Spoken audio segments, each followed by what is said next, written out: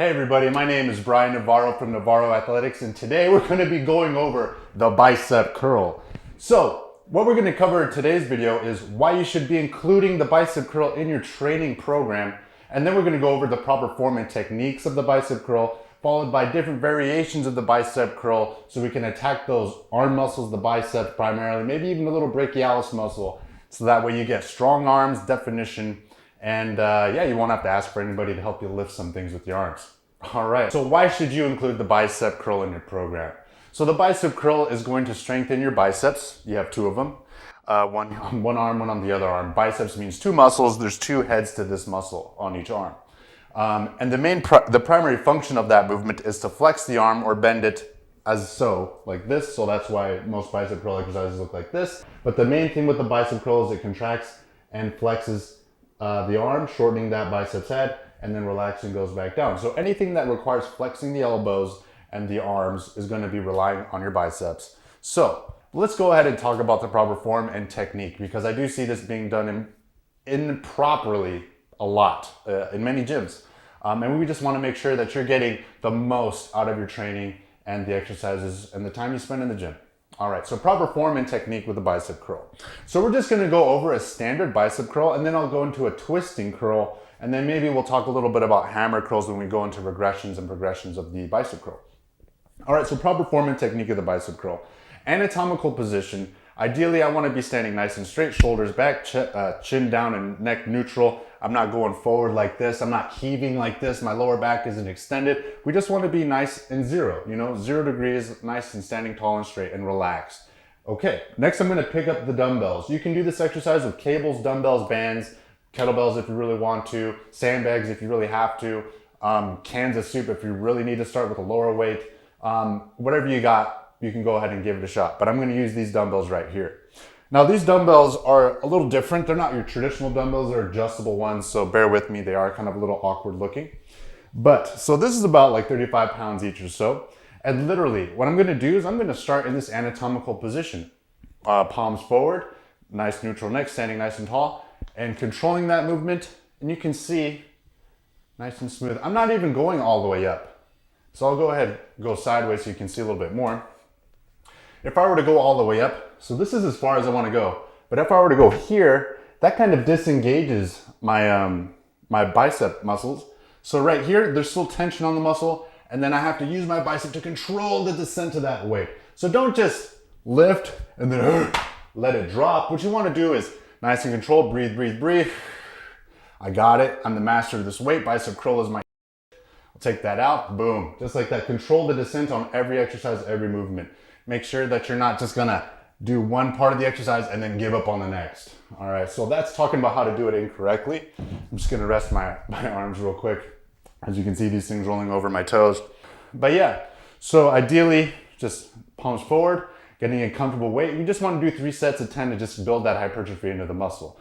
So I'll go ahead and I'll do 10 forward, 10 sideways, and then we'll go into the different variations of the bicep curl.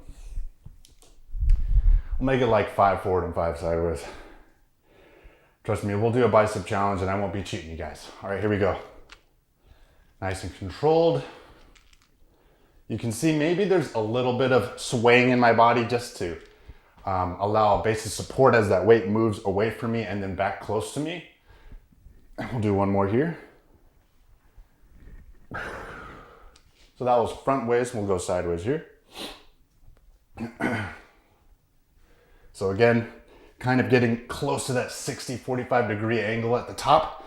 We don't need to go full all the way because then I'll just take some stress off our biceps. And in order to continue training and making the most out of every exercise, we want to keep stressing the muscles we're working. Oh, that was tough for me. All right, there you go. So that's a pretty standard look at a bicep curl, just a straight up basic curl. So now, let's get into the variations of the bicep curl. Woo! All right, regressions for the bicep curl. So I'm gonna move these weights aside here, and I'm gonna grab this band because I think a lot of people do have access to bands or start with them, and I think it's a good actual utility to have. You can use these anywhere in an office, in your house, even at the gym. I take mine to the gym too and use it. Some people like to steal these actually from the gym all the time, so that's why I invested in my own set. But you can see for regression for the bicep curl, starting with bands, or using bands, I'm just literally stepping on the band about a little bit wider than shoulder widths apart. You can go ahead and adjust this depending on your own anatomy and your body length segments. But you can see from here, I'm gonna grab underhand grip, similar to how I was holding those bicep curls. Nice and neutral body position, and literally same thing. Keeping those elbows tucked in. I forgot to mention that a little bit earlier. But keeping those elbows tucked in, you don't wanna keep, using your shoulders to muscle up the weight or the resistance, or flare out, trying to use your chest at all. But yeah, just keep a nice controlled movement. Isolation is key when doing any kind of weight training, resistance training, or bodybuilding, to really focus on the muscle and not get injured. That's really important as well. So pretty straightforward. You can already, I think, get the picture there, and I'll go ahead and go sideways here. And you could actually adjust the resistance of the band. You can go heavier. You can do single arm if you want to. Single arm is also a really good exercise for any upper body exercise, even single leg for lower body. And you can see right here, this bicep curl is looking pretty steady and pretty easy. But yeah, that's pretty much a standard one. And then if I were to do a single arm one, I'd probably, again, palm forward, choke up on it, and you're always gonna be adjusting with the bands. Remember, you always want constant tension with a band. So even though I'm starting at a zero position here, you can see there's still tension on the band. I'm not letting it like loosey-goosey here and then finally getting tension halfway through the movement. I wanna make sure there's tension from the beginning and then go up and then back down. So this would be a single arm version of it. And again, I'll just go ahead and rotate sideways here. But yeah, that's pretty much it right there. And you can always adjust your bands, and you can even superset eventually when you get more confident and comfortable with these exercises.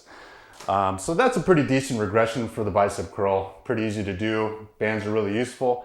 So let's go ahead and take a look at the other variations you can do to progress the bicep curl.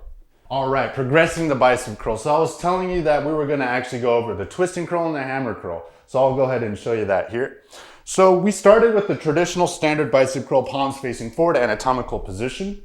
But now what I want to do is add a twisting movement. And with this twisting movement, it's going to actually work our biceps and our forearms as well, because that twisting movement is actually going to be muscles connected to our upper arm and our forearm, providing that rotation within the arms and a little bit of that articulation within the joint. I'll go ahead and go sideways so you can see.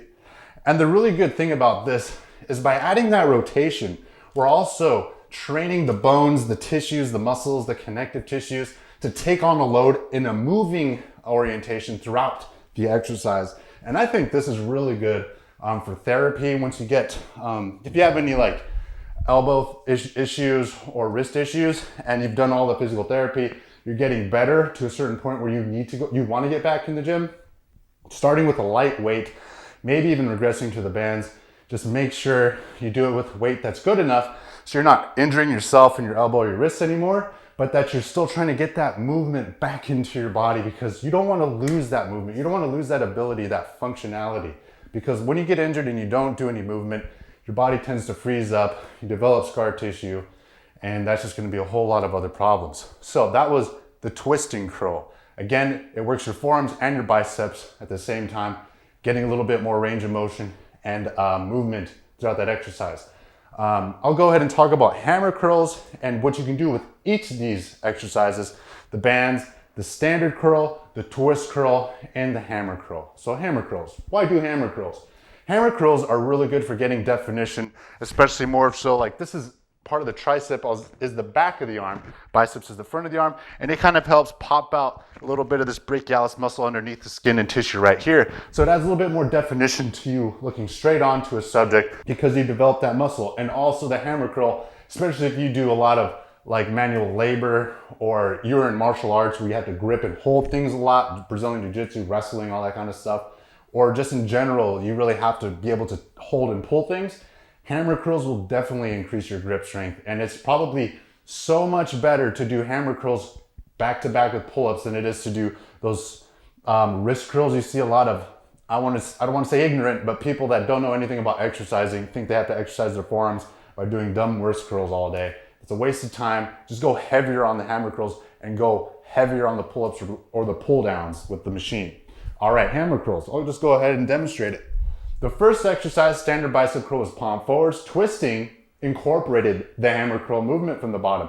So literally my palms are just facing me the whole time. And again, similar to the other exercises, we don't need to go all the way up and stack the weight on our shoulders, losing the tension in our muscle. We want to go about 45 degrees. That way we can really feel the tension in our biceps and our arms, and make sure it doesn't get too much into the shoulder there.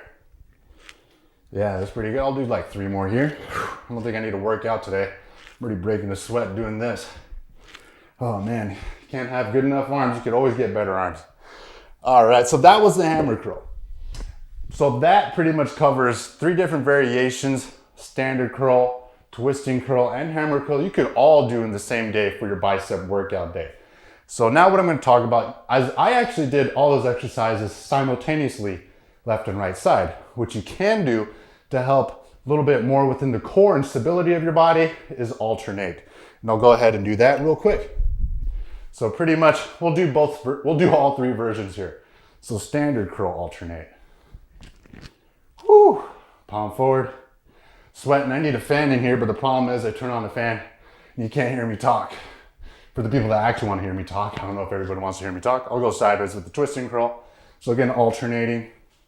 And this one's really good actually to trade off. Like even if you get tired, sometimes this might even be a little bit easier, because mentally you get to focus on one arm at a time rather than having to do both arms at the same time.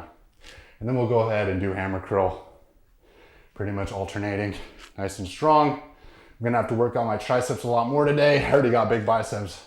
I need to even it out with my triceps. And bam, that's alternating hammer curl.